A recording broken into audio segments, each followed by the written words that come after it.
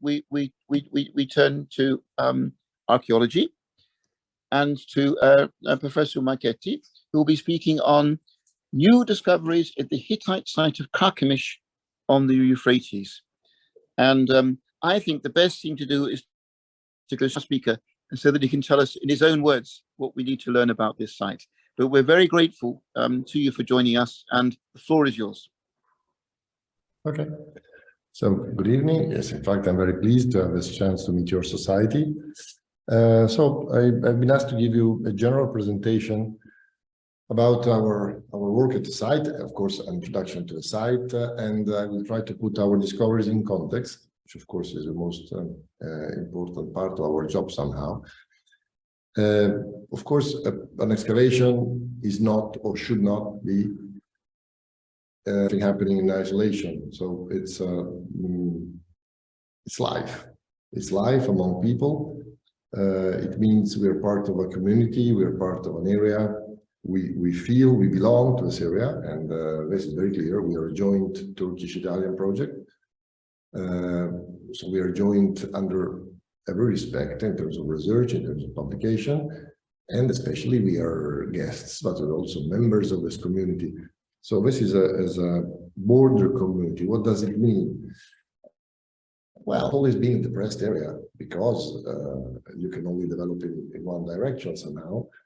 And smuggling was rife in the area until a few years ago, until 2016, basically, when the separation wall, the border wall was built, security wall, whatever you call it. And pistachio, of course, pistachios are the glory of this area. They are amazing. So agriculture and little else. So this is why we, since the very beginning, we felt that touristic development was going to be an asset for this community, and this is why the community has always been so responsive. We convinced them of our vision. We basically negotiated it with their own, but they trusted us since the very beginning, and we did together a lot of hard work, especially in changing the status of the area. I was now chatting with your president. I mean, he remembers very well that until a few years ago, the area was completely off limits because it's still a military area. So first, we were granted permission for research only us, and then it took us 8 years of constant struggling, let's call it bureaucracy, whatever, to change the status of the area. Now it's an archaeological park. It can be visited every day except on Monday. Of course, it's on the border, so it does get the kind of bad publicity, you would say, from the events on the border. Shooting happens pretty often, not on the site. I mean, they're not shooting at you, but you certainly hear things that may have an unpleasant sound to most people. So there is no security risk, but the area doesn't have a very good coverage, you would say, in global media.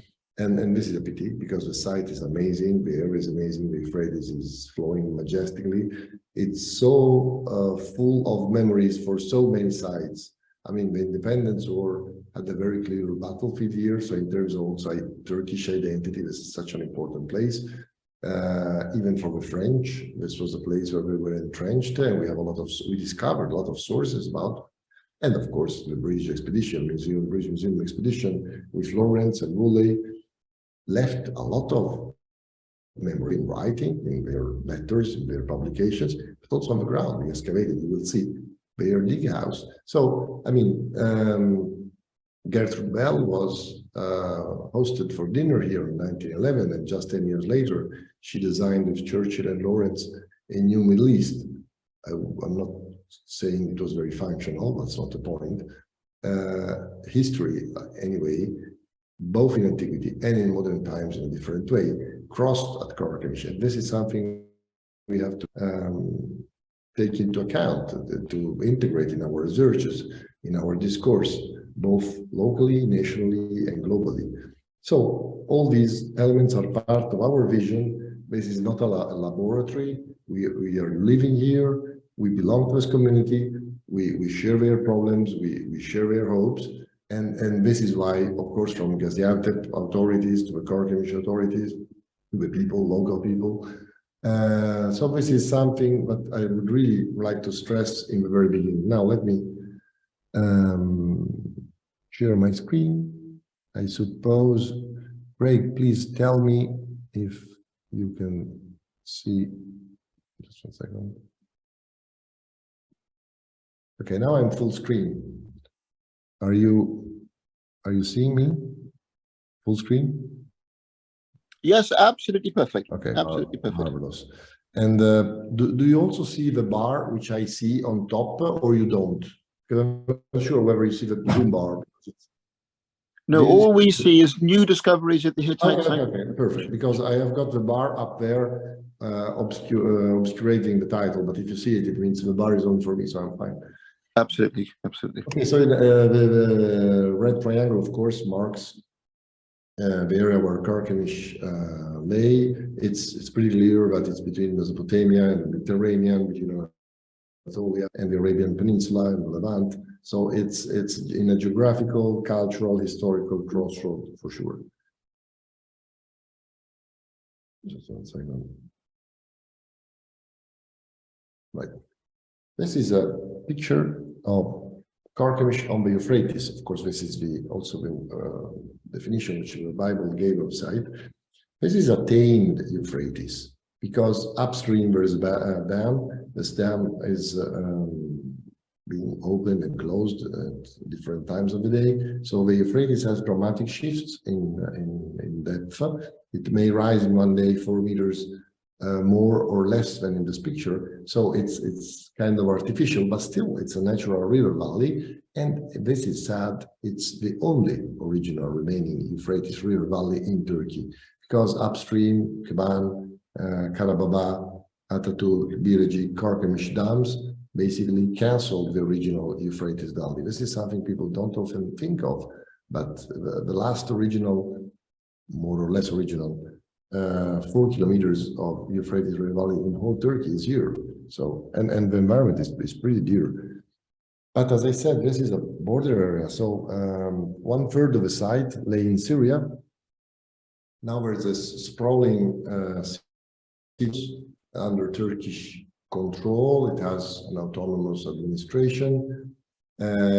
We were able, after the invasion of 2016, for 3 years, we were unable to interact with this territorial entity. But in 2019, we managed to have the council declare protected area, also the part in Karkemish line in Syria. So this is so important. Of course, the border was set along the railway. So that's not a very, you would say, meaningful border from a cultural point of view. Politically, the railway has become a separation between families, between communities, which have always been on both sides. So, and historically, these ties are still there. This is very interesting. So anyway, the Syrian part, we have never worked there. We only visited once.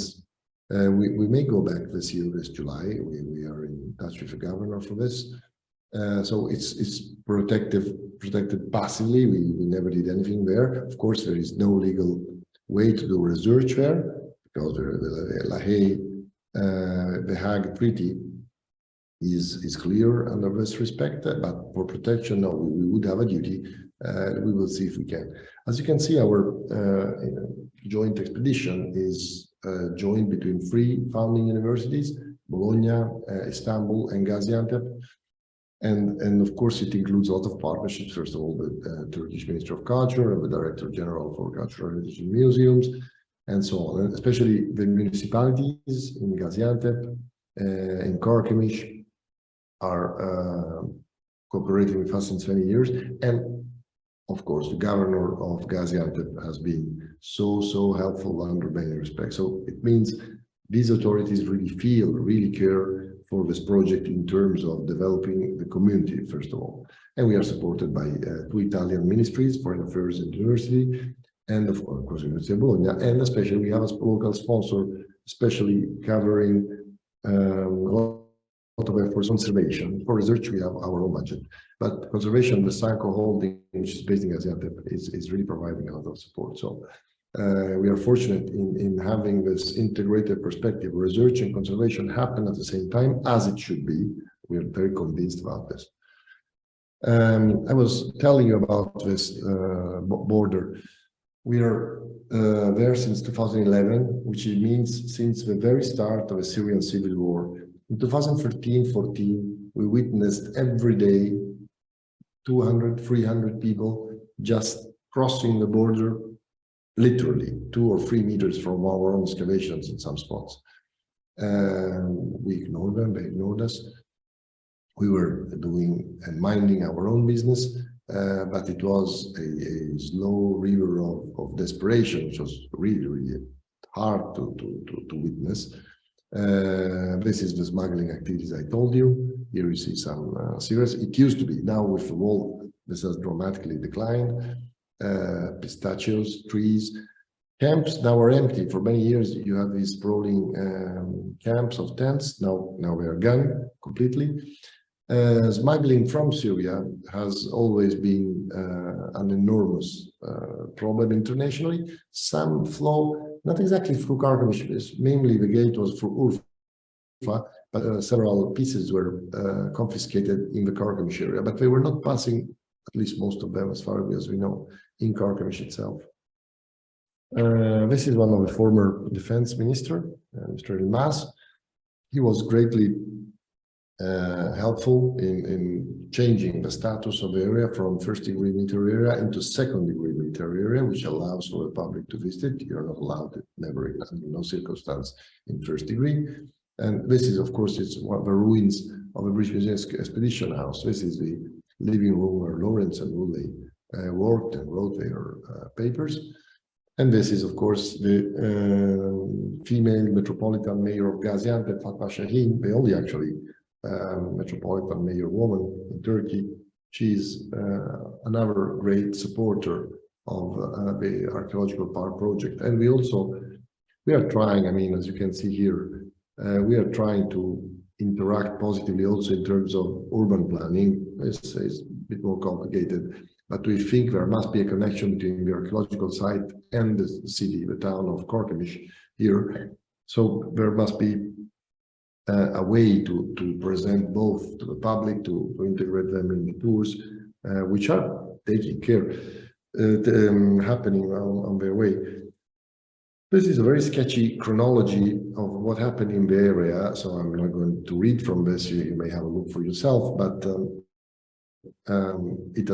we had years extremely problematic, but never from a security point of view, because when you have a support of the community, of the authorities, of the militaries, you are informed ahead of potential problems, and really everybody worked so hard to ensure that our work proceeded smoothly. This is very hard to understand perhaps from the outside, but they were just amazing every time under any circumstances, and really we witnessed very, very, very, very hard times and events in terms of quasi-war or almost war or just war.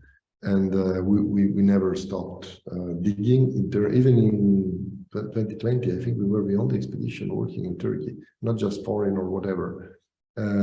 So it means we are really committed to the success of this project. And this is something that has always been shared with the communities. These are notes that we have dug up in the British Museum. These are the handwritten notes of George Smith, the famous George Smith, the decipherer of the Deluge tablet, the flat tablet, but at the same time he visited Karkemish in 1876 and he was the first to identify the site. This is some of the sculptures he saw at the time.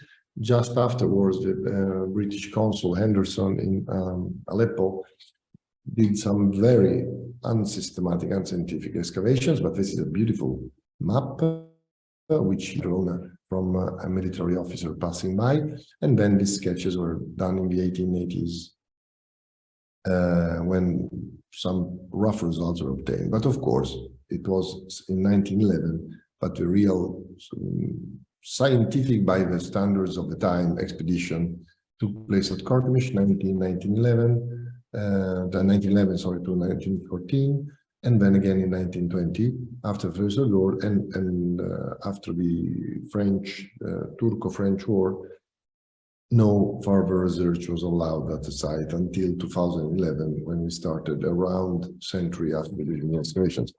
These are plans and sections, what we found in the archives, notebooks, real treasure trove. We worked in Istanbul, finding a lot of materials which were deposited there in the 1910s. Of course, in Ankara, we classified, as you see from our QR codes, 600 sculptures and hundreds of tools and hieroglyphic inscriptions and so on.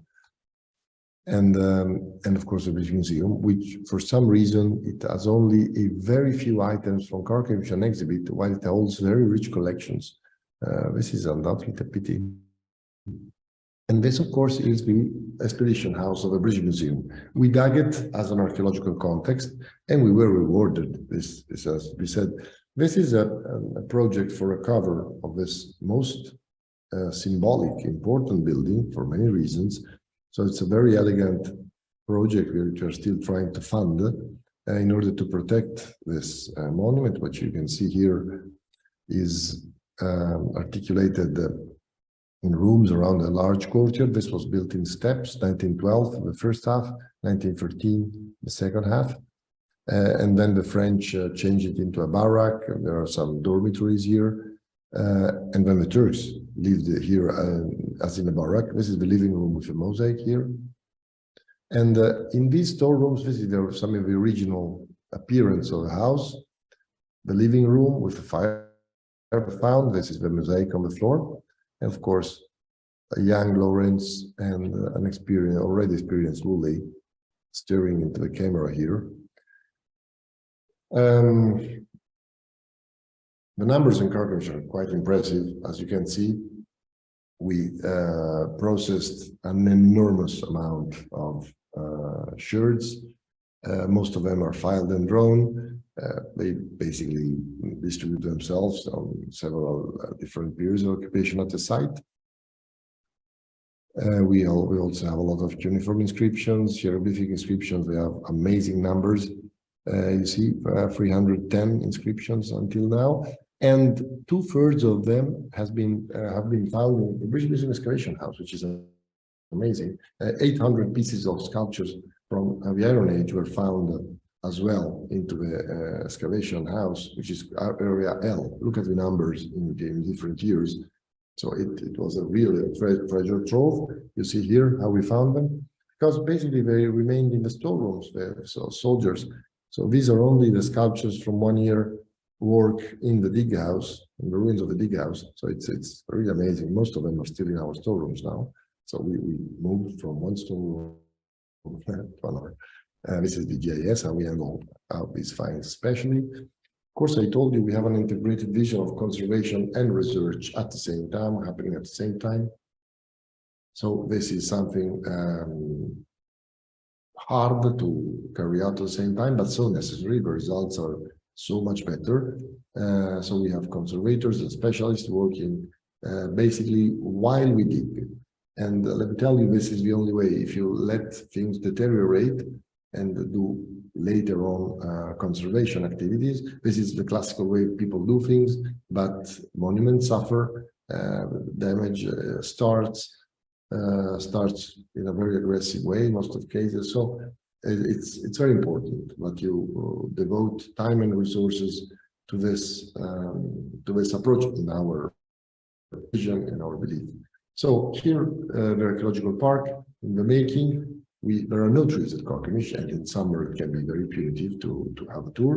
So we basically made some shelters here, but made in a traditional way, just for shade. So this is what you find in the fields in the area for people watching the fields, carrying the fields. So they're made in poplar wood, and they're pretty effective. People can rest here, find some shade, and then go on with the tour. Of course, Karkemish is an extremely large site. It's 100 hectares, and 60 hectares are in Turkey. Of course, the most important part, the whole inner city, the ramparts, and the Acropolis. and the outer town only a portion, and most of the outer town is in Syria. But as you can see, these are our visit paths crisscrossing the site. And this is July 2019, when our efforts were finally rewarded with a public opening, and since the site has been visited every day, it has never closed except on West Day. And this is a great achievement. It's a great achievement. We're developing the site every year. We are adding new paths. Conservation goes on. The conservation is something that it needs scheduling, and it has to be regular. There's no way to do it once and then without it, but so you have to implement a system. So these are just images from the facilities, and this is actually under construction with Sanco. We are preparing this shelter, which has been planned in order to be totally non-impactful. All the bases that you see are above the excavated area, so you don't need to have digging for these. There's a membrane. I hope we can generate it by the end of July. We're a bit lagging behind, I'm afraid, but we will see if we can restore the schedule. This is just to give you an idea of the reliefs, so you can see the Acropolis and the ramparts, the inner city wall, and this mound here opposite the main mound is a natural hill where the ancient necropolis was located. We will have just a brief, let's say, present you some data at the end. From this plan of the city, you can better grasp the surface, how it's a digital elevation model, so you can see very well the ramparts, which are especially imposing here, up to 22 meters high. They have been built around 2000 BC. This is the necropolis, which, by a coincidence, lay below the modern cemetery of Karkemish. So this forces us every year to dig down to virgin soil, an area, backfill it, and then new tombs can be dug there without damage to ancient heritage. It's a peculiar and demanding situation in terms of protection for the heritage. We excavated several areas. We are now opening, well, we basically opened today, area F. So it means we went from A to Z, and then we had AA, BB, CC, DD, EE, and FF. So this is just to tell you we have been active everywhere at the site, more or less. This area, which you see is scarred by these canyons, has been used as a quarry in Abbasid times, and it's in a very pitiful state of preservation, but most of the site was not affected in this way. So now I will start with the timeline which I selected for this lecture, which is, of course, Karkemish, as you have seen perhaps before when we had a look at the figures of shares counting, has a lot of periods, a multi-period site, starting in the late Neolithic and the Halaf, or early Chalcolithic, better you would say. Halaf period, which is 6th millennium BC, and going on almost without interruption until certainly late Abbasid, let's say Ayyubid times. And then there is a break in occupation until the military came back. We have excavated, if you're interested, 4 barracks, in addition to the British Museum Excavation House. 4 barracks from the Turkish army from the 20th century were excavated exactly the same way. We treated them as complex. They were built in mud brick in the beginning and stone, of course, taken from the excavations. So there are many periods at the site, but I will speak about the Hittite, you would say, city. So imperial Hittite, following the taking of the city by Suppiluliuma I, the Great. The real founder in terms of political extension of the empire, around the middle of the 14th century, until the conquest by the Assyrians in 717, which marks the passage from the Iron Tool to Iron Free, as we say. It's archaeological slang. So you have Imperial Hittite and what we call late Hittite. There is a continuity, cultural continuity between these two periods, of course, in a totally changed political landscape. Let's start with the Acropolis. So with the main mound, I will, as you can see, there are two areas indicated in this drone photo. One for the LB2 in the lower town here in the compound, what is called the lower palace area, and one at the western tip of the Acropolis, and this is the military installations on top of the Acropolis. So at the tip of the Acropolis, we were allowed to operate from the military. We are opening a new trench just here, and we discovered a palace, a huge construction from the 13th century, so from an Imperial Hittite period. There's not much except very monumental architecture, which of course is very important. And let me show you more about this palace. These round dots are refuse pits from later periods, which were dug. They were dug through earlier strata, so these strata were damaged. And so we document them, and this is why here, and of course in the photos as well, you see all these lacunae made by these refuse pits. This is a schematic plan of this huge palace. It doesn't conform exactly to known examples from this period, so this is very interesting. We are intrigued. We are digging here in these same days. I mean, we are finding new rooms, a new extension for this building. In terms of architecture, it's extremely exciting, but in terms of finds, no, because there was no break between LB2, Iron 1, Iron 2. So the history of Hittite Karkemish went basically in terms of continuous development. So when one building was defunctionalized, was tore down and rebuilt, they basically cleaned them and rebuilt them. So the finds, the mobile finds, you would say, the small finds, are pretty limited. We have very nice assemblages, and we have, of course, what was discarded at the time. This is, I am stressing this adjective, this past participle, because this is extremely important for the finds we did in another area. It's extremely important. It's really adding a new page of history. Anyway, this is the palace from above. This, I won't speak about it, but this is a sounding that Sara Pizzamenti from University of Pisa has done in the middle of the palace, and now we are reaching levels from 2600 BC. And there we go. She will come next week, and she will start again at the bottom. So we are planning to go to the Uruk period. So this, let me see if it's working. It's a 3D model of the palace. As you can see, it's all built in mud bricks, which is basically clay and straw dried under the sun and put in place. This, of course, is the sounding, and this is a state of preservation with many pits from these round holes.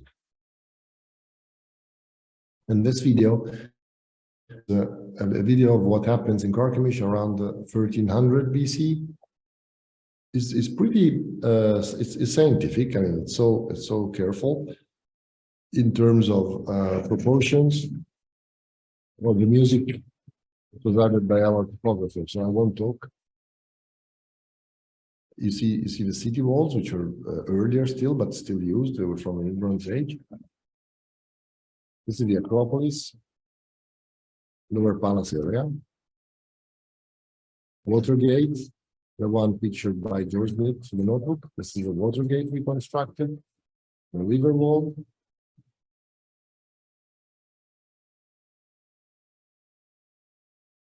So whatever you see has been really excavated. This is the river wall, temples, and the building with the seal impressions. On top of the Acropolis is the palace that we have just seen. Palace A.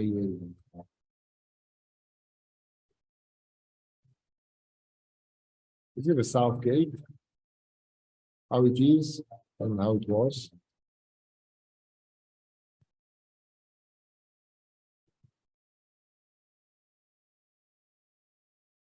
Two temples.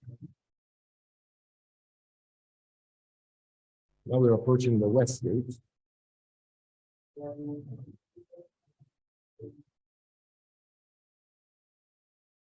And this is the palace that we have just seen.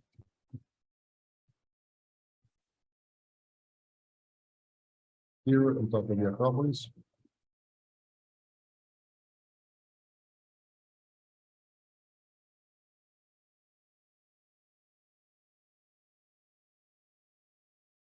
So this is the palace area. How it must have been.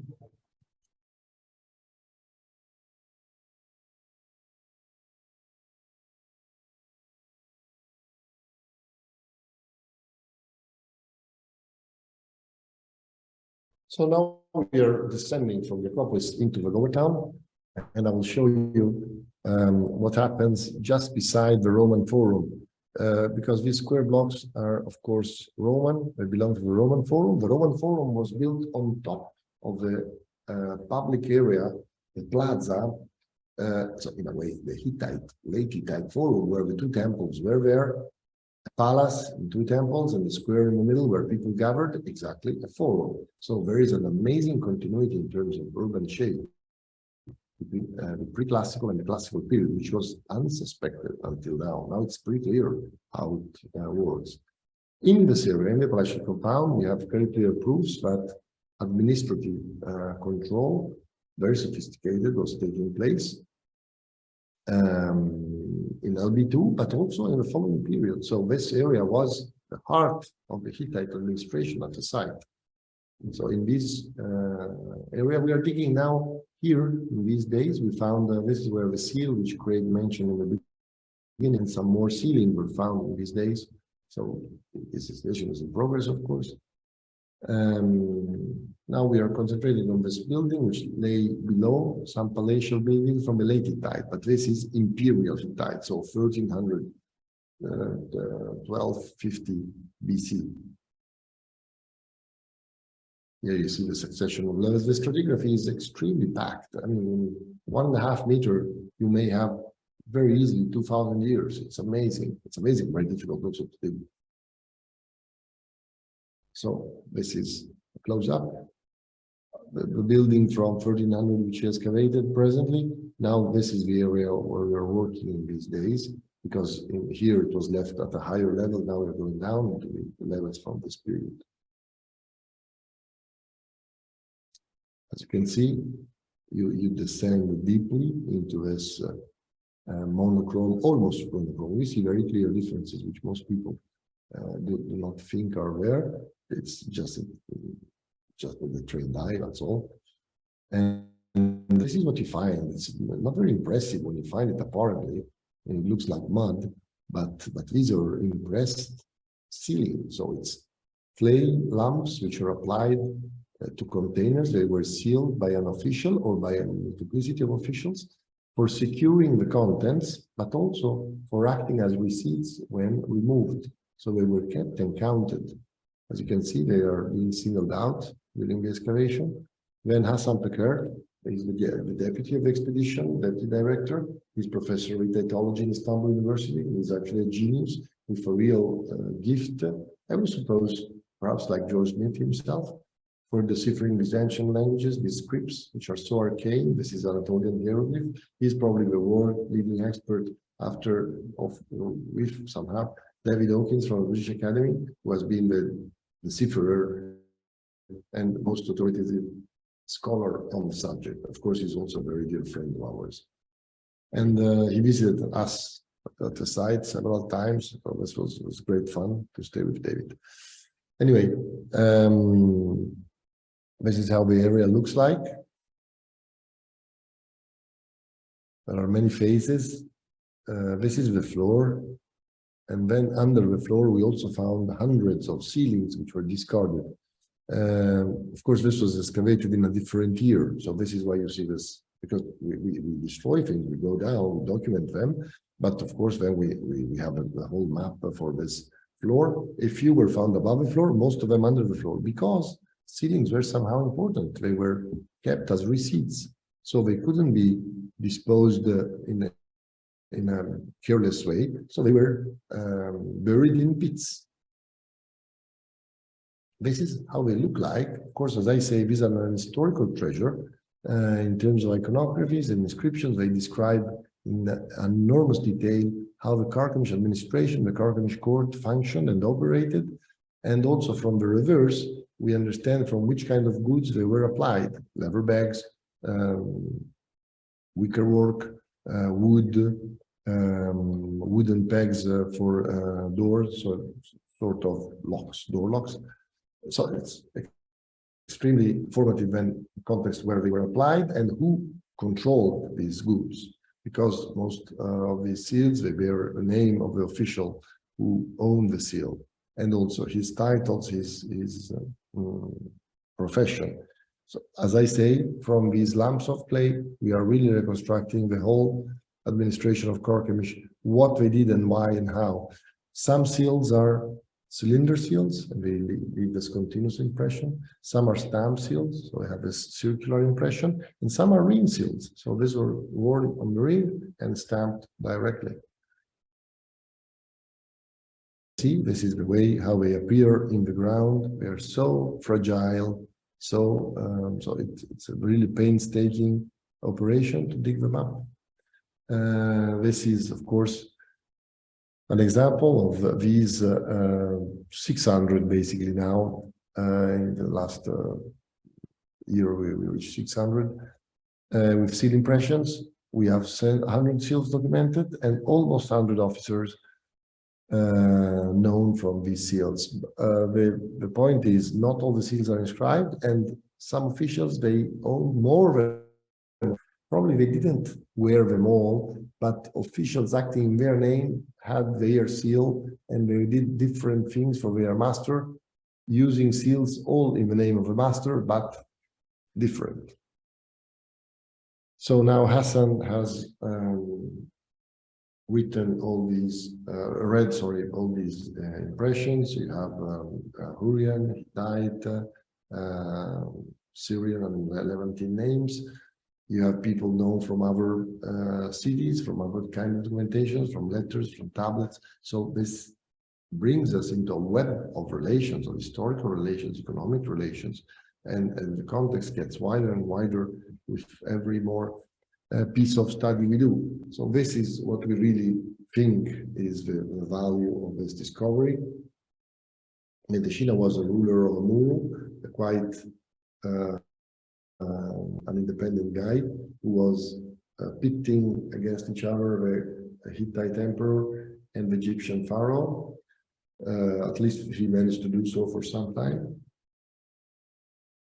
And of course, we are very keen on the digital documentation of these seals, because they can be read in terms of artificial lighting with these 3D models so much better sometimes than having the original in your hands. And I am very proud to say that most of these sealings are now online. It's not yet public, the website, but it works perfectly, and we are going to be released very soon. So online, you already have the reliefs. So the sculpture reliefs. I will show you later on a link where you can find this. This is an amazing stamp seal. You see the Hittite god Kurunta on top of the deer, his symbol. And this, of course, it's a 3D model, as you can see. This is a door sealing. This was applied to a door peg. We know it from the and probably seven, we don't, it's not complete, rolling of the cylinder seal were on it. The same seal rolled several times and superimposing it at times. So this photogrammetry, we think, is really, really important. The building is probably what was mentioned in one ceiling as the seal house. So it was the house where the seal, which is the symbol of administration, was used most. You have the Paya. Paya was the head of customs. He had 5 different seals. And then, of course, you have Taya. He was a charioteer of Kubaba, and he's Rex Filius, the son of the king, so a prince. And Taya had 8 seals. Amazing. Cylinder, stamp, and ring seals. Just amazing. This is another print, Euphrates, we know from memoir as well. And on one of these impressions, there is another impression, because sometimes there are multiple officials. And we found this amazing, beautiful. I mean, okay, I shouldn't say it, but I mean, it's just amazing. Cylinder seal of Sunaili. Sunaili is a nobleman and a physician, so it's a very high official. It's not really, but he's a eunuch. But now we understand this is not the case. Anyway, he's a very high member of administration. He's amazingly large cylinder seal, almost 4 centimeters high, in hematite, has been found, but also one impression of this seal amongst impression. This is so rare, it's almost unique to find both. You have the great king, the Labarna, Hittite temple of inside on top, with the symbol of his authority, the curved stick called in Hittite Karkemish, approaching the storm god, holding a blizzard, a lightning in his hand, and having the customary mace on the other hand and the dagger at the waist. And this is the web of relations that we have reconstructed by studying how these officials present on multiple impressions on ceilings were related from one another. So, and we also used the computerized techniques, of course, to represent this web of relationship. So, 2021, we discovered a deposit of bowls bearing the symbol Deus. So it's a hieroglyph for God. And so it probably means that we belong to the temple treasury. So the seal house, we think, was connected in this case to handling the goods of the temples, which were the vicinity. So you also have these button seals. This is a bifacial. And this is unique. It's the only case of painted hieroglyphs on a jar. We know some painted hieroglyphs now from Hattusha, White, and is a governor of the city. This is here, which means in hieroglyph governor. The name is only partially preserved. This, let me go a little bit, what time is it, just to be sure? I probably have to hurry up a little bit. So I will probably skip this part. It's just the phase following the phase. It's what we call the iron one. You have this is a latrine. It's lavatory from a palace from this period. These are monumental inscriptions from the same period. And you can see this is the iron 2 and 3 palace and the iron 1 just below. There are also some siluses connected to this palace, very huge, and this is very standard because we have them at other sites as well. We found charred grain inside them. You can see this is the floor of the silos, the curving walls of the silos. The same structure in terms in the process of being excavated. So we are around, let's say, 1100, 1120, something like that. This is another silos. You see this very similar technique found in the Hittite capital in Hattusha a few decades earlier, but still same technique. So you had these large compounds. This instead is very it's contemporary. So iron 1. This is how it worked. This is where you had the stone pavement. And we also found a piece of elephant bone with traces of butchering. So they were hunted and consumed. They were being eaten away. And there's an Assyrian king from this time, Nicolò I, who says in his inscriptions that he went hunting the Euphrates, on the Euphrates, on the Middle Euphrates, elephants. So it's really as the sources we had. Sorry. This is above the building with the ceilings that you've seen before. These are the ovens and a sort of kitchen from iron 1 in the process of being excavated. And this is where we see things from this later time. So in the same area, the building reconstructed on top of the old one performed the same function. This is so interesting. It really gives you an idea of continuity. Seals are very different. Also, the formula, the titles are different, but the very act of administering goods through the ceilings was there. You had these titles, Shepherd, for example, which are totally unparalleled in administration. There was a change in ideology. As you can see, these are the ceilings in the process of being excavated. These very unimpressive objects, which are so important. This, of course, was a later expansion of the dig. So in the formerly, we went down, and then this is again unraveling the stratigraphy. We are next to it, and then we put phases together. And this is what you have in the ground. One ceiling in particular, the seal of Mattia, is because it's a lady. It's a lady who had a responsibility in this administration, because we have almost 100 fragments of her ceiling, of their seal, impressed in several ceilings. So this is, there was a woman of high status with a very important commanding position in the administration. This is something remarkable. This area is interesting in another way.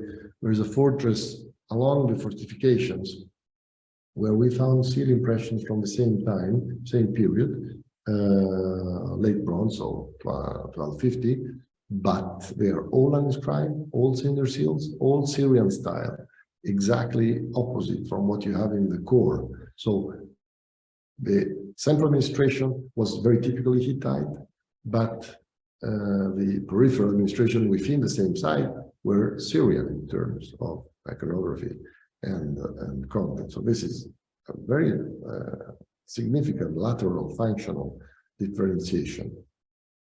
So I'm just skipping a bit because I want to just go to the following period. That's it.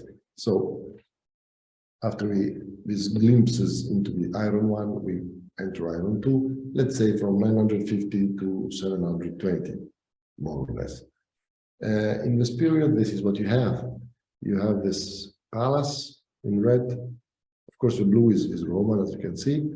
You had the two temples, but these two temples, they were founded in LB2 and continued into use. You have the great staircase and the water gate. This is a model of the area, the excavated area, which from, you can see here, in 2011, when we came, there was a military road cutting through the King's Gate. We abolished this road. We had to do too many repairs, and we expanded the excavation from here to both sides. And you can see how it steadily progressed and transformed completely the landscape into a very coherent and large excavation area. And then we finally, after 2016, we started going. And this is when this extraordinary adventure with the ceilings started, with LB2 ceilings. What you have here is the Hittite paved road going, of course, the Roman Forum, so it's later, going towards the King's Gate, and we found and are keeping in place several sculpted reliefs of the kind you have in Ankara, for example, in the Central Holy Anatolian Civilization Museum. So this is a wing bull from the King's Gate, 920. Then you have these series with gazelle bearers from the inside, so of a palace, which is so very remarkable because usually they're only on the outside. This is in the process of being excavated. The carving is very exquisite. There is an alternated white and black limestone and basalt, as already Woolley documented. So this is a kind of taste for this chromatism, which was repeated. Only a few were left in place by the Assyrians. The Assyrians were, of course, masters of visual communication. They didn't stand to have earlier systems of communication, visual communication. So most of these reliefs were removed or defaced. Some of them, like these ones, will survive because the Assyrians built against them some installations. So they were covered. So they didn't bother to destroy them, they were just, and this is why we found them. So this is so interesting to understand also this interplay of competing ideologies and how an earlier king was received by later kings from the same dynasty. Some reliefs were reused, removed, some were kept into place, even enhanced, and many were cancelled when the new conquerors came at the site. Anyway, this is David Hawkins visiting the site some years ago. This is a typical scene of our excavation. And for example, in the ceilings were found here at a much lower level. Here there was an enormous Islamic pit, and in the middle of the pit you had this kind of relief. Some others were found in place here in situ. This is a general view. This, well, it's very interesting. This is Neo-Assyria, so we won't speak about it today. But it was full of extraordinary finds from the palace of Sargon II. So this was also another adventure for another time, let's say. Anyway, these are some of the reliefs which are in situ, so it's an open-air museum that you can visit. During the winter, it's covered for protection. So once the new shelter will be constructed, then it can be visited all year round. So this is very important. Karkemish was not affected by the earthquake. Tilmen Hayut was near Islahi. Islahi horribly hit by the quake. Tens of thousands of people died there. And Tilmen Hayut, which was a part where we worked until 2008, and we were still running, managing the bank, had a lot of damage. So in mid-June, we will start doing conservation work to give our own contribution to the reconstruction of Turkey, because it's unimaginable, as the president said, the degree of suffering endured by these populations in Turkey and Syria. As you can see, these are other reliefs. The Syrians defaced this, and for some reason they left it face down in the courtyard. It was lying next to a pile of rubble with another orthostat, a sphinx, which is here. This is what we found. They destroyed it, and it matches perfectly a complete slab from the Herald's Wall now in Ankara. This is an inscription from the wife of a priest, serving the multiplicity of gods. It's a funerary ornament, a turret with rosettes. It's very typical. And this relief, we found it under the foundations of the Roman Forum. As you can see here, we are extracting it and replacing on the foundation of the Herald's Wall. And this is how it looks at the site. It awaits you for your visits. There's the two rampant griffins. Woolley called it the, please note this web address, www.orientlab.net/3D middle dash whatever carp, 3D carp. Because this is where you will find a system. You have to wait for your computer to load into your memory the whole system, and you can just walk and turn on and off the reliefs, the reconstructions, the topography, everything. So it's really an immersive tour. This is just a recording, so you can see what awaits you. It's easier than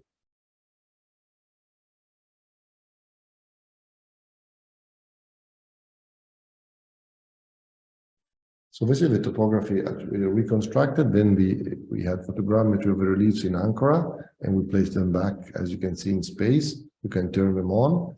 You can also have information by press E, and there. So these are attached to 3D images. This is really something that you don't find quite often. So we're very proud of the system that we have built, and you can also visualize how it looked like. There was a very big effort. These are historical pictures for each piece. We also have historical pictures, so you can just get an idea. And of course, we also put the reconstructions of how it must have looked like. This is very scientific in terms of precision and in terms of sources that we have used.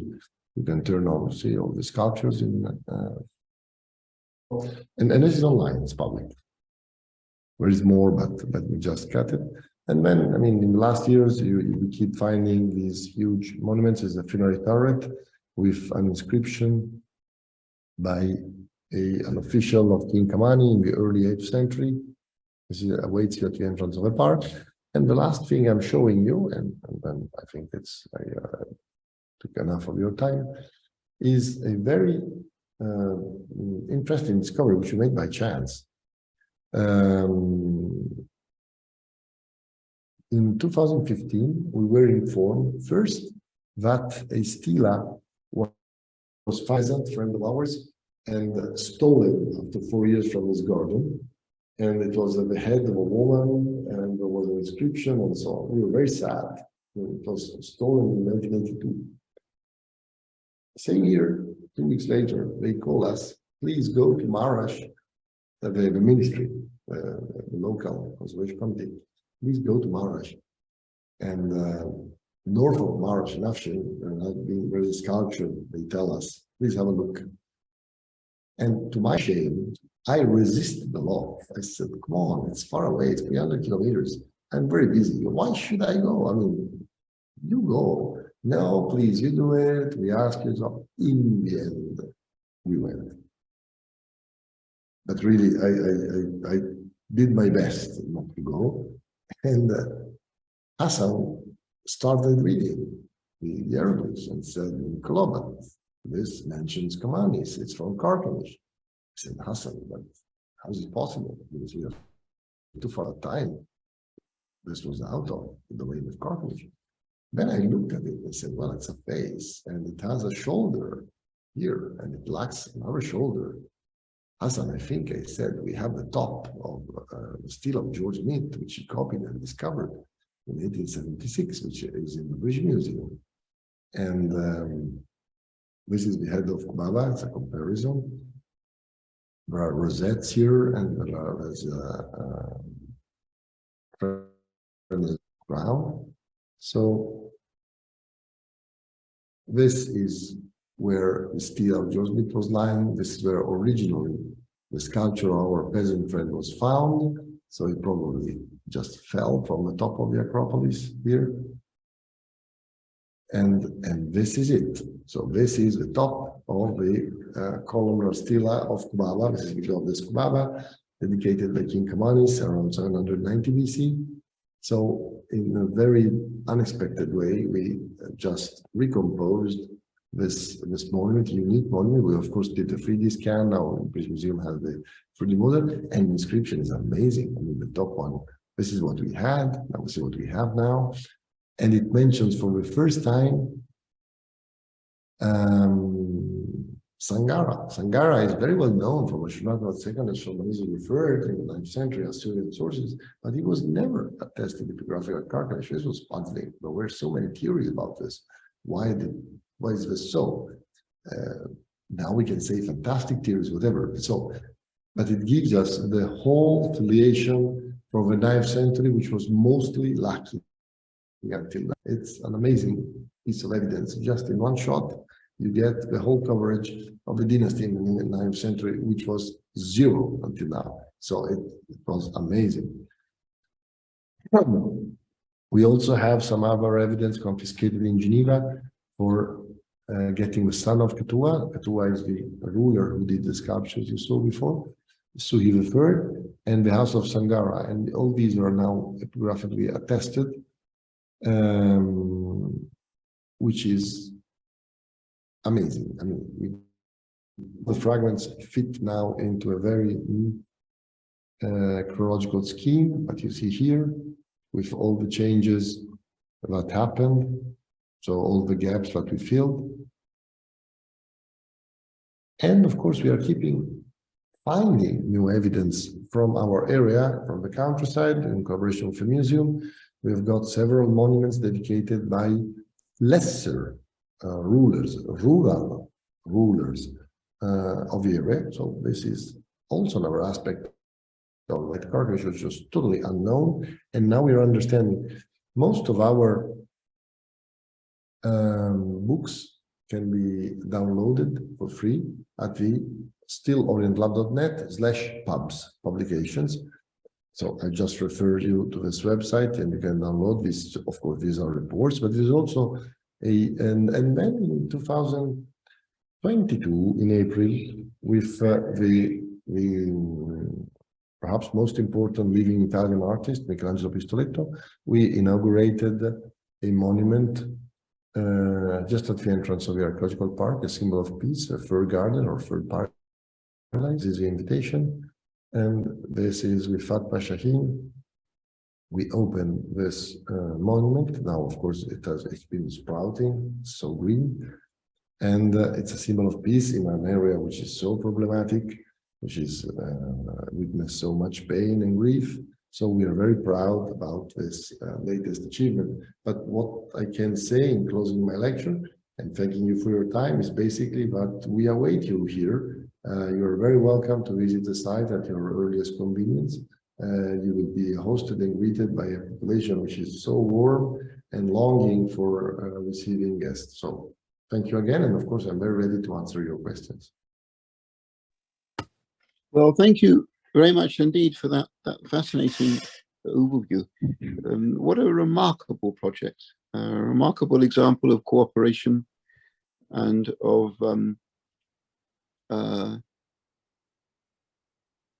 operating right at the heart of the things, and in a curious way, even though from one point of view it's remote, from another point of view, it's at the center of politics. So, of course, one might think of oneself as being in a rural area, but there is certainly no lack of interest in the outer situation that you have to cope with. And so, thank you for giving us such a profound insight. Just before inviting questions, could I ask you just for a couple of clarifications, really? How extensive were the early British excavations? And were they perfunctory, do you think, or do you think that they actually did their work properly? Because there is a kind of an idea that, you know, that the British excavation there was a bit on the side of perhaps dilettante archaeology, and they weren't taking it seriously. But do you think that these early excavations were? I use Lawrence's own words. He wrote to his mother in early June 1911, that he hosted Gertrude dinner in late May 1911. It was just him and Thompson, Campbell Thompson. They made a tour together to the site, and then they had dinner with her. During the dinner, he tells his mother, Gertrude Bell said, "Look, I'm going to write an article on the Times about how atrocious these excavations are.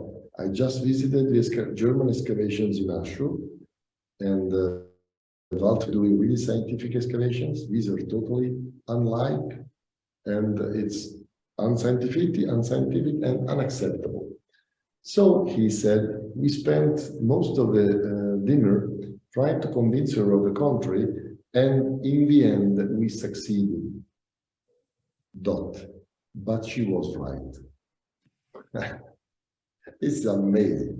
It's an amazing admission. I started working at Karkemish, giving a lot of credit to the intuition of these first site. They were very successful in terms of finds. So they populated museums. They published these books with this amazing number of images of holes, slabs, and inscriptions, so important for the deciphering of Luwian script. So they were extremely successful under this point of view. The reality is, we started immediately working where the British worked in order to check the stratigraphy data to illuminate those early excavations. Then, of course, we opened new areas. I have to say that mistakes were colossal. I'm not judging from my own century, this would be unfair. But in terms of what best could be done in those years, I'm afraid there were substantials. Now we know. I started with a very different idea, but then we realized that we missed meters of stratigraphy, and the interpretations were totally flawed in several cases. It's okay. I mean, you could expect in part, but the best analysis, I think, is by Lawrence himself. So yes, well, that's the point. But still, they published. They did their best. They endured a lot of difficulties, twice kicked out by wars. So it wasn't easy. The British Museum was especially mean in denying them more means to do things properly. So we were basically left alone. And again, this is a limitation, very unlike what the Kaiser gave the Germans in those years. They had a volunteer Reitlinger who later became known for his studies on Islamic periods, but they were basically alone and untrained, if ever. So we shouldn't be unfair, too harsh in our judgment. To tell the truth, yes, the scientific context of these excavations is limited. No, thank you. That's a very, very insightful response. Now, who from our audience would like to ask a question? Please, I'm not quite sure who you are, but Colin's iPad. Please go ahead.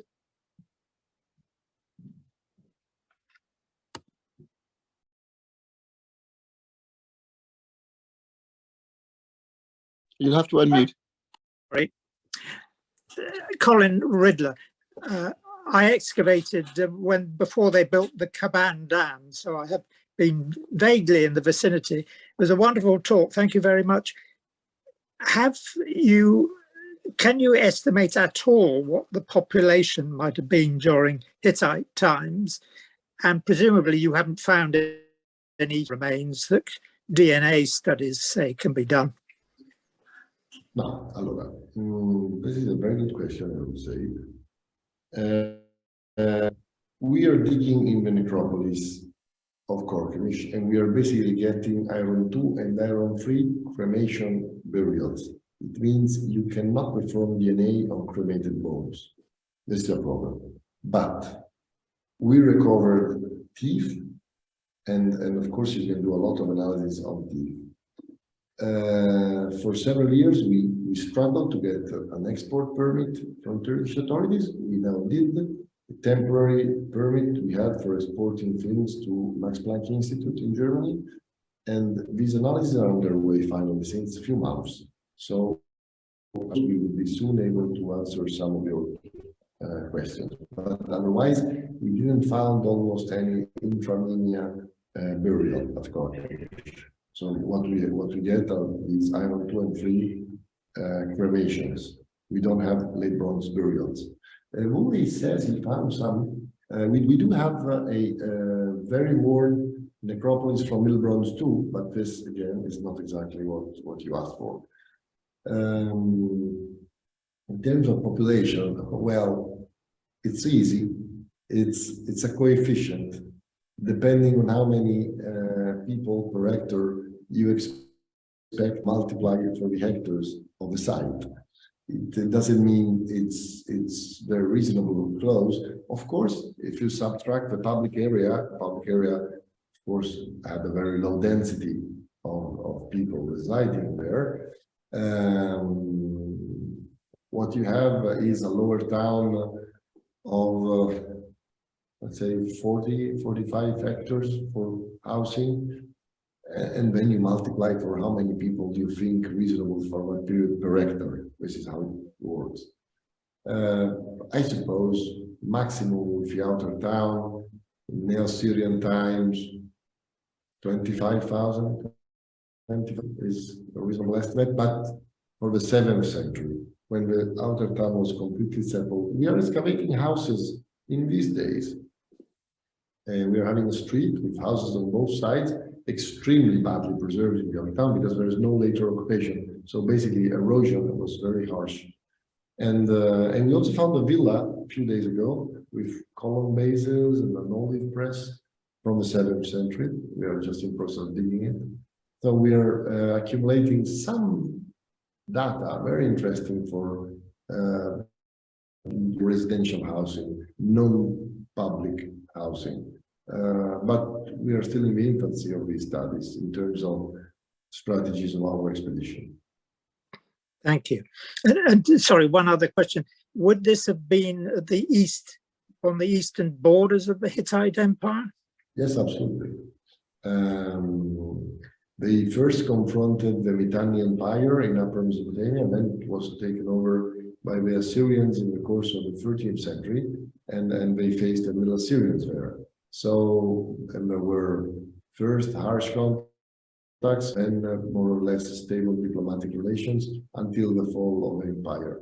But Karkemish, as you know, was ruled by a son of the great king, and it was entrusted the responsibility of dealing with all Syrian affairs. So it was the hub from where the Hittite managed Syria and its very unruly rulers. Thank you. Thank you very much. And I think this was the next person to have his hand up. Please go ahead, Thomas.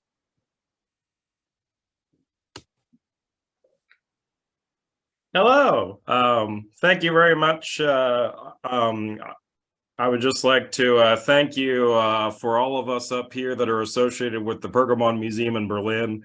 I'm sure everyone else here would congratulate you on what is magnificent work by any measure that I can think of, at least. My one question I have for you is based on the evidence. Is the textual evidence being recovered from the site is especially toward the 13th century down to 717? Is it mainly in Luwian, or is it a more diverse group of languages? Because I'm sure, as you guys know, places like Samhal and Tel Tanat to the west, you get a little bit of Phoenician. There's a little bit of Aramaic. What has the site uncovered about that so far? Okay.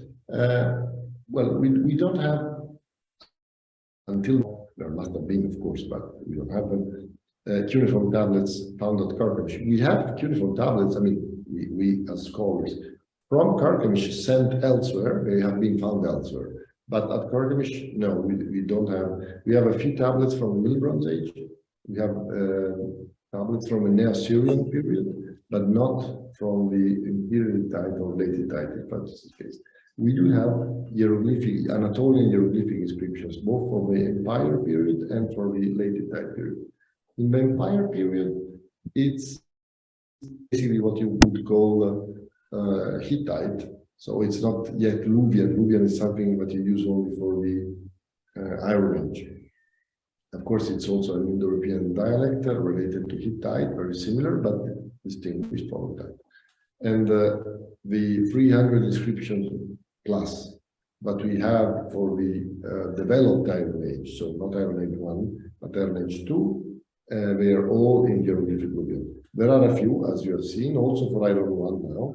So the Dark Age now is no more dark, almost all. And they do have very characteristic formula there, but you don't have before and after. So it's very interesting from that point of view. And again, the hieroglyphic, yes, it's Luwian. So, but at Karkemish, there is an extraordinary inscription, extraordinary, by Yariri. Yariri was the regent of I mentioned King Kamanis. Kamanis, he came to the throne while he was a child, because Astiro first died while he was eldest son was still a boy. So a regent was nominated. His name was Yariri. And in his inscription from the royal buttress, he says he is versed in the scripts of the whole Near East, from the South Arabian, cuneiform to whatever, and languages as well. it gives us an idea of this cosmopolitic Iron Age, which is unparalleled. It's amazing. We know for sure that Karkemish was a mix of populations. You had Hittites, Arabians, there must have been Phoenician as well, because they were circulating in the area we know. The land of Sura mentioned inscriptions is Assyria. So Hurrians must have been there because, of course, it is like Teshu or Pata from the Hurrian pantheon.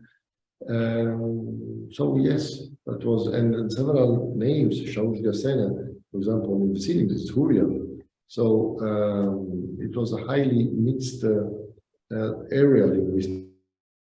We have proofs for this. Of course, the ruling dynasty of the late Hittite period expressed itself with Nubian language in Anatolian hieroglyphs. Yeah. Thank you very much.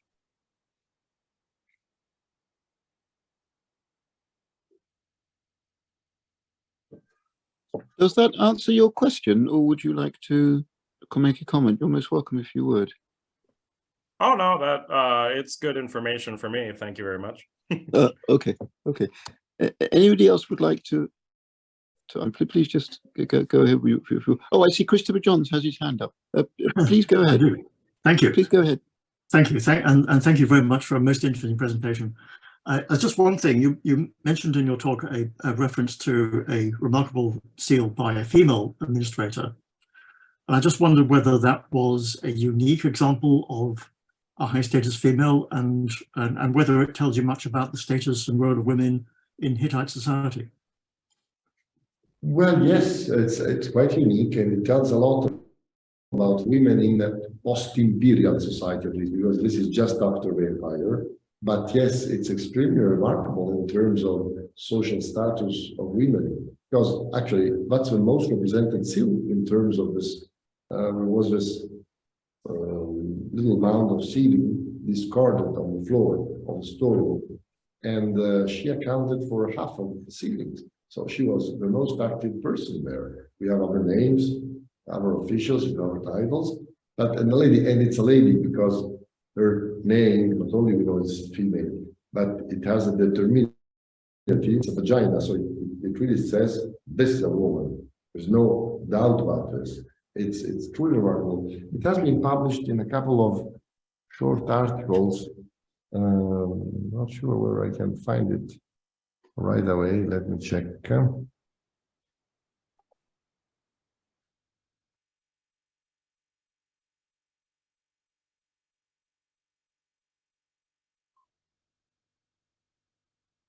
Okay. Look, there is so much more, but let's say this is enough. The chat, where's the chat? Oh, okay, I'm reading the messages as well. Sorry, I'm using. Okay, thank you everybody. Kind of words. Let me say. Okay, you can have a look at this. Thank you. Piece of information. Thank you. That's really useful. Good. Any more questions, please? Nobody's hand is up at the moment, so just while people are thinking, let me just sneak in with. Oh, there is one more. I'll have to save mine for a moment because I can see that Lee would like a question. I'd like to ask a question. Go ahead. And also Colin's iPad. But Colin, I think, is probably an historical one. No, It's a new one. a new one. That's a new one. Well, let's go with Lee first and then back to Colin then. There we are. So we have, so please.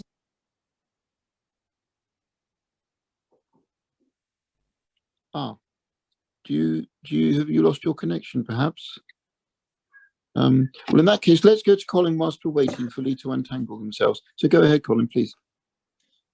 Well, I just wondered whether from either your excavations or Woolley's, you found evidence, apart from possibly in the reliefs, of objects or weapons or of warfare or military conflict. You would have thought there would. No.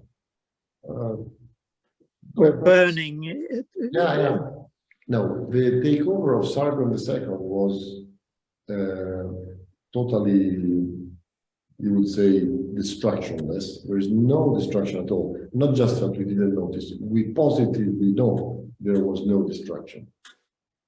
The takeover by the Babylonians in 605 on the Battle of Karkemish was between the last remnants of the Assyrian Empire and the 26th dynasty, which lost after this battle its hold on the Levant in favor of the Babylonians. Nebuchadnezzar fought this battle as a crown prince, but immediately after he was informed that Nabopolassar has passed away, he became king and ran back to Babylon.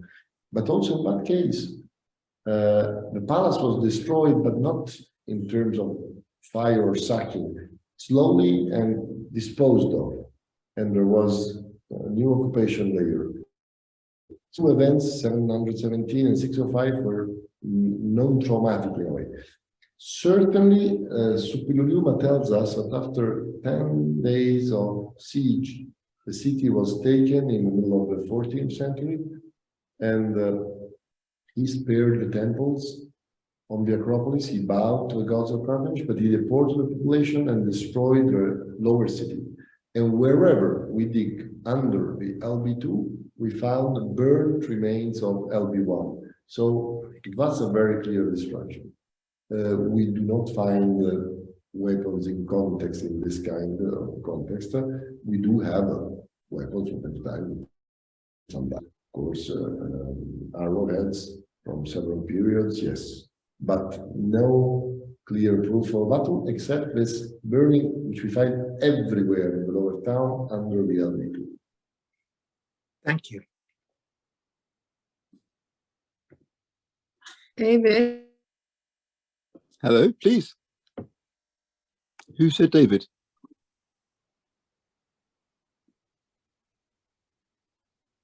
Your voice has gone. Maybe. Sorry, I haven't a question, but I can see Lee's question is on the chat.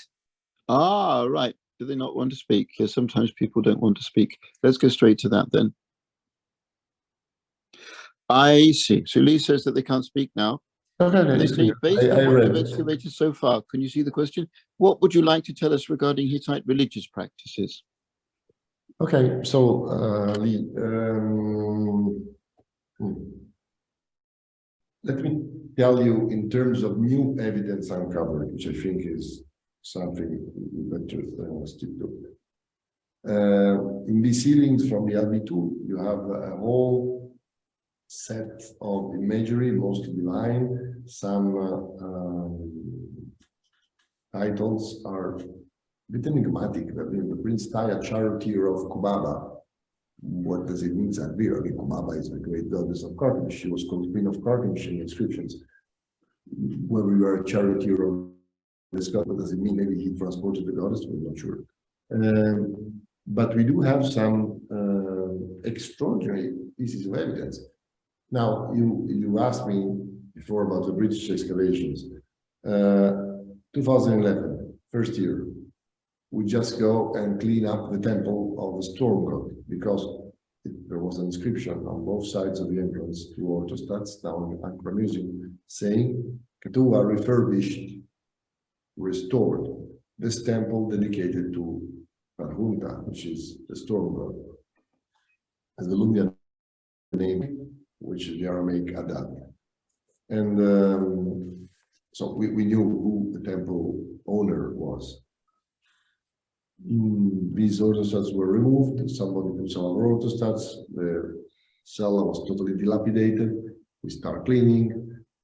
We reach the floor. We understand not all the floor was exposed by only. Some deposit was left on the top of the floor. So we just very carefully find surviving patches of the original floor of the cella, which went unexcavated. Then against the end wall, we perform, Karkemish was, I didn't mention, but perhaps I should now, was a minefield. The whole border was mine, is mine still. 1,300 mines were removed from Karkemish. This is one of the reasons that you couldn't visit in the 90s. The mining was completed in February 2011 and we started in September that year. So in the first years, we were very insecure because you never know. I mean, certification tells you, but there is a probability that some mines are left behind. You were there for the first time. I never dealt with the nasty business of mines. I made myself a culture. I had to study about it, but still, we were very rightly so at the beginning, unsure what to do.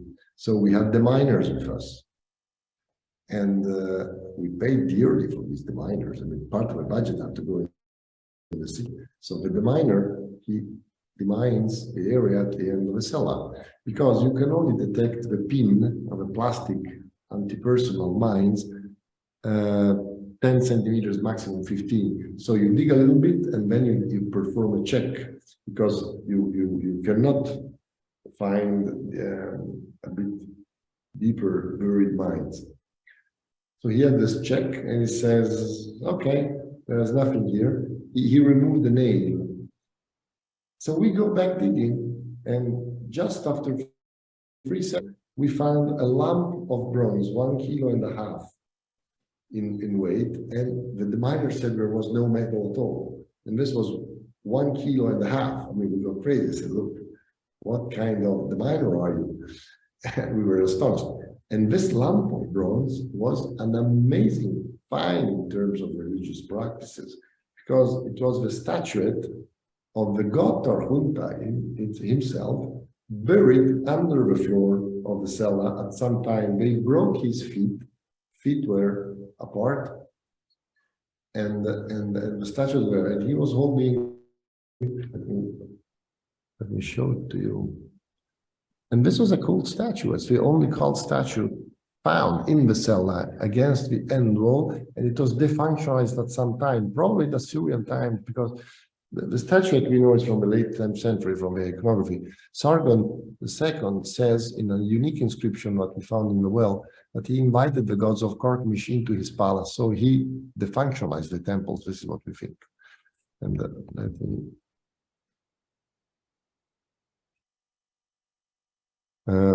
let me see how I can find it quickly, which is not exactly.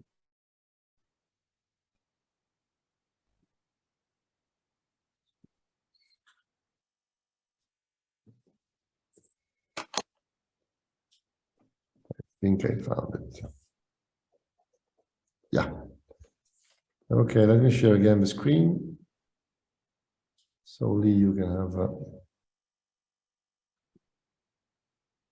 this is how we demined in the first year. These are photos from the first year. And this is the statuette I told you. You can see here the iron dagger he holds in a hand. The horns, this is double horn tiara. It's a storm god because he's holding here a lost mace. Now this statue is exhibited in the Gaziantep museum. You see, I've got more from, but it's still same statue. And it has been published here, so I will send to, allow me some time more, I will send into your chat an article which probably Lee will like.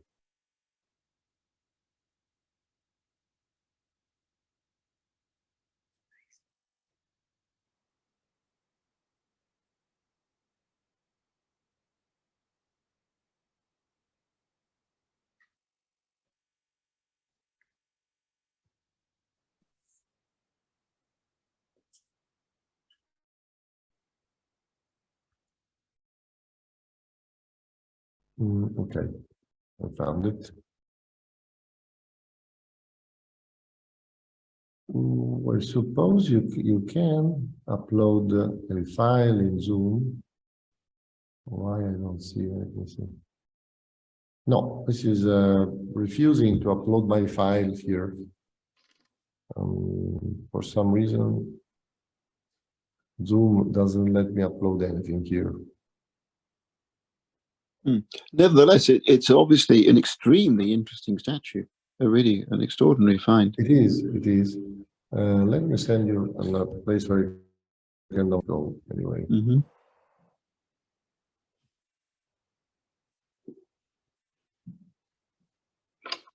I can see there's another question sent in from this Okay, time from you can start Aisha. the question while I go. So Aisha says, do you have any problems with damp, i.e. rising water, whilst excavating? Is there 3 major reservoirs in the middle Euphrates? No. The site originally rests on rocky relief made of conglomerate from the prehistoric Euphrates. So it's still very well protected from the rise of the Euphrates, this artificial rise. No, it's not an issue. That's very good. And could I ask a little bit about the heritage aspects? I mean, so clearly you're generating a huge amount of material. Is this going to be built in a special museum which will be on the site, or is it going to be moved to... the large-scale reliefs, they are on display at the site as an open-air museum. The other display in Gaziantep Museum. There is a project to rehabilitate the historical station, railway station made by the Germans in the 1910s and make a local museum there, but it's still a project. Okay, right. And with regard to the scientific analysis of the material, are you allowed to take material abroad to analyze, or does it have to be done within Turkey? No. In general, no. You can use Turkish. If you demonstrate that the kind of analysis you would like to perform is not present in the country, then you can get permission. It has become extremely lengthy, the process. This is a hassle, but you have to deal with it. I mean, this is the law. So. I see. Thomas, you'd like to ask another question? Yes. Hello. So going back to the question 2 times ago about some of the religious figures in Karkemish, what overall are the seals showing all the way back into the LBA as far as the relationship between Kubaba, storm god? Is this kind of a thing where both of their evidence is coming down all the way through the period more or less together, or does one or the other of them are they favored at different times? Or in an inscription in the middle of the 10th century, Suhi II, the author of the long wall sculpture, tells us about how he made this procession of gods stand and put Tarhunta at the head of this procession. And you actually have Tarhunta, you have Kubaba, Nicaragua, and Kurunta, which is god Kal, I mean, all in a procession. And then he says what people should perform in front of his images, making offers depending on their financial capacity. So rich an ox or a sheep or even just bread. So he is very clear, but in that case, he created an order, a procession of deities, and each of them, they had his or her own temple in Karkemish. And then Sargon invites all these gods into his palace and tries to develop things for the Karkemishites in a way that he really intends to be beneficial to them. This is a unique inscription. It's really unique. There's no parallel, and it has been published by Gianni Marchetti in journal 20 years ago. And so, yes, there are politics at work, of course. There are local traditions. There is this archaeology of performance, as it's called now. It's a very dynamic picture, changing in front of our eyes. It was changing like that in ancient times, and of course it changes with the flow of this current. Thank you very much. And on my side, can I ask about the extra visual computer-generated images that you have been able to bring to bear? And this is, I mean, quite clearly the advances are extraordinarily rapid in what you can achieve. But can you tell us a little bit about how you manage this? Do you have one single IT person that puts all these together, or are they generated by a number of people? Yes, of course they have. But the first thing, you have to believe into this meme. You have to invest. and you have to be open, because in the analogic world, there is a finite number of copies of a book, for example. I mean, you have a book behind you, and I may not have it. And there's a limited number of copies available. So in the analogic world, you have to be prepared that not everybody can get the same amount of information at hand somehow. But in the digital world, this doesn't happen. The digital world means infinite replicability. So ethically, there is a difference.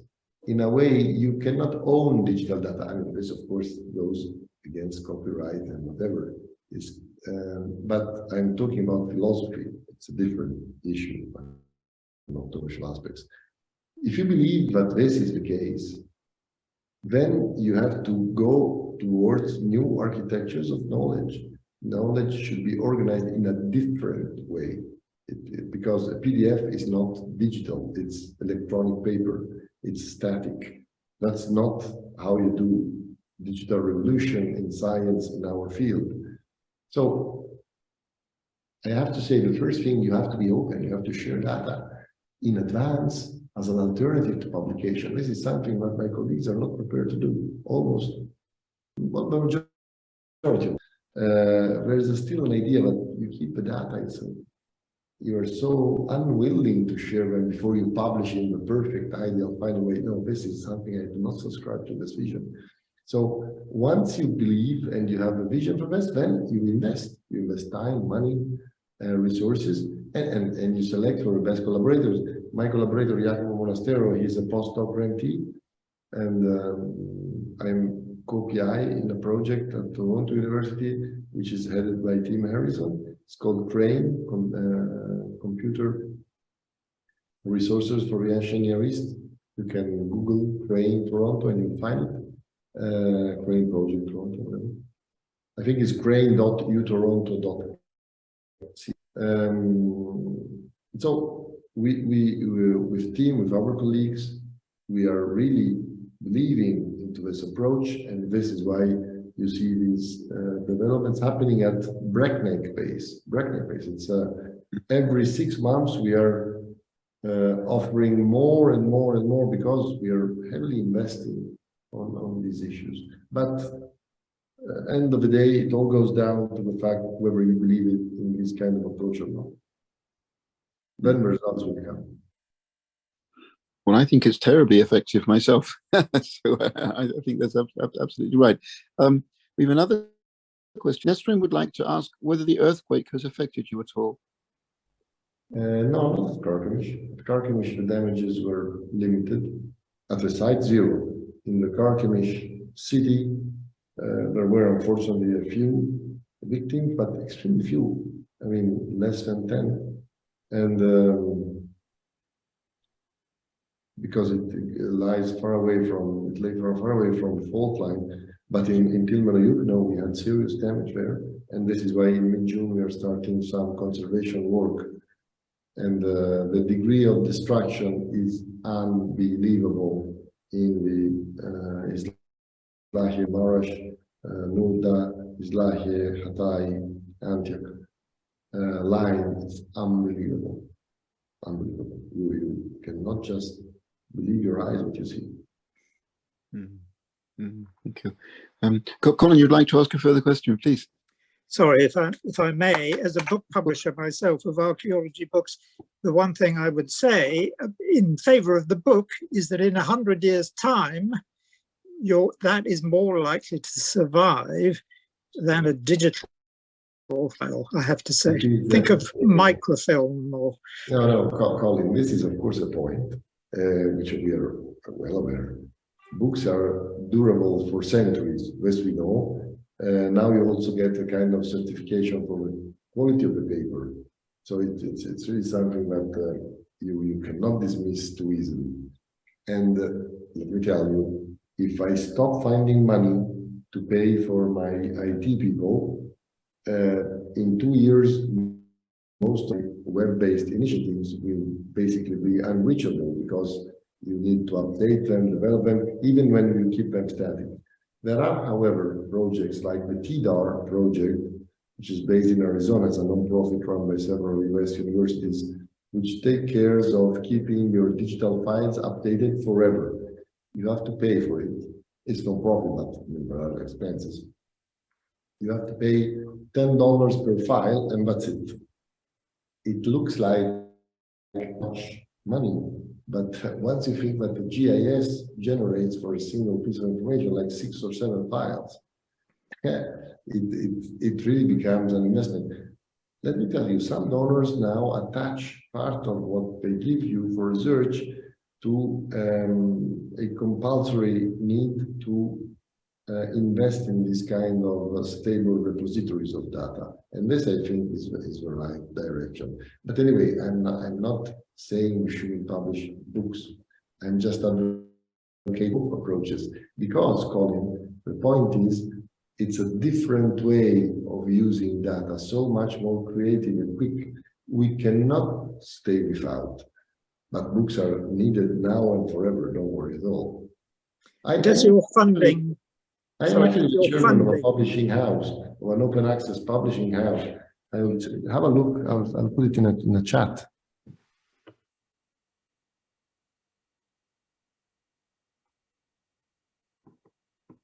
We publish in open access, in paper, in free PDF, enhanced version, and ebook.